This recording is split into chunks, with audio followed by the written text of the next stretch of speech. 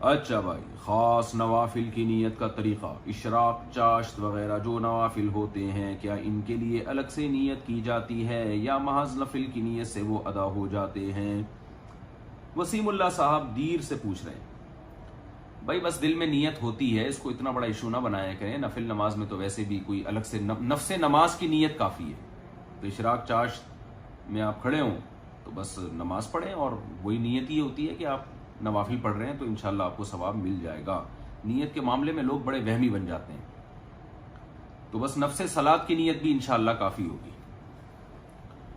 نفس صلات کا مطلب ہے کہ نماز پڑھ رہا ہوں، میں کوئی ورزش کرنے کے لیے کھڑا نہیں ہوا یہاں پہ۔ قرآن خود پڑھیں یا علماء سے سمجھیں؟ بعض علماء کہتے ہیں کہ جس طرح بنی اسرائیل نے اپنی کتابوں میں تحریف کی تھی اور اس کو غلط کر دیا تھا، غلط سلط کر دیا تھا، اسی طرح جو آج کے علماء ہیں انہوں نے بھی قرآن پاک کے اپنے اپنے ترجمے کر لیے ہیں، مختلف فرقوں میں بانٹ دیا ہے۔ آپ قرآن خود پڑھیں اور سمجھیں، تو کیا ہمیں خود پڑھنا اور سمجھا چاہیے یا کسی عالم سے رجوع کرنا چاہیے؟ بلال صاحب لاہور سے۔ تحریفیں تو دیکھیں ہر جگہ پہ ہوئی ہیں۔ قرآن مجید آپ خود کوئی پڑھتا ہی نہیں ہے۔ قرآن مجید جب بھی آپ پڑھیں گے تو ترجمہ پڑھیں گے نا آپ، قرآن کا ترجمہ، تو وہ بھی تو کسی عالم نے کیا ہوگا۔ قرآن کی تفسیر آپ براہ راست پڑھیں گے، وہ بھی کسی عالم نے کی ہوگی۔ تو یہ براہ راست قرآن کو قرآن سے سمجھنا، یہ تو پورے قرآن کے بارے میں ایسا ممکن ہی نہیں ہے، یہ تو ایک چیز پاسبل ہی نہیں ہے، تو کیسے ہوگا؟ اگر یہ ممکن ہوتا تو سب سے پہلے صحابہ کرام اس پر عمل کرتے۔ قرآن مجید میں اللہ تعالیٰ کا ارشاد ہے کہ ہم نے پیغمبر کو بھیجا، یعلمہم الکتاب والحکمہ، یہ پیغمبر ان کو کتاب سکھائیں گے، یتلو علیہم آیاتہ، کتاب کی تلاوت بھی کریں گے اور کتاب سکھائیں گے بھی۔ تو اگر عربی زبان کا آنا کافی ہوتا تو نبی کیوں صحابہ کو قرآن سکھاتے؟ صحابہ براہ راست قرآن پڑھتے، ان کی زبان میں نازل ہوا۔ تو اب آپ سوچیں کہ جن کی زبان میں قرآن نازل ہوا وہ پیغمبر سے سیکھے بغیر قرآن نہیں سمجھ سکتے، تو جن کی زبان اجمی ہے، جن کو عربی نہیں آتی، وہ براہ راست کیسے سیکھ سکتے ہیں؟ انہیں تو یقیناً علماء کا سہارا لینا پڑے گا۔ تو صحابہ نے پیغمبر سے سیکھا، پھر تابعین نے صحابہ سے، تبع تابعین نے تابعین سے، اور یہ سلسلہ آج تک سینہ بسینہ چلا آ رہا ہے۔ تو جس میں کہتا ہوں نا پشتوں میں، اخپل طریقے سے اگر آپ سیکھنے کی کوشش کریں گے تو گمراہی کے دروازے کھلیں گے۔ آپ قرآن کہتا ہے کہ جہاں قرآن سے بہت سے لوگوں کو ہدایت ملتی ہے، یہدی بہ کثیرا یضل بہ کثیرا ویہدی بہ کثیرا، اسی قرآن سے بہت سے لوگوں کو اللہ کہتے ہیں ہم گمراہ بھی کر دیتے ہیں، اور بہت سوں کو ہدایت بھی ملتی ہے۔ تو اس لیے یہ علماء ہی سے سیکھنا پڑتا ہے، اس کے بغیر آپ کے پاس آپشن نہیں ہے۔ ہاں یہ جو آپ نے بات کی کہ بہت سے علماء غلط گائیڈ بھی تو کرتے ہیں، تو دیکھیں اس کا جواب بالکل یہ ہے کہ جیسے بہت سے ڈاکٹر غلط ہوتے ہیں تو بہت سے ڈاکٹر صحیح بھی ہوتے ہیں۔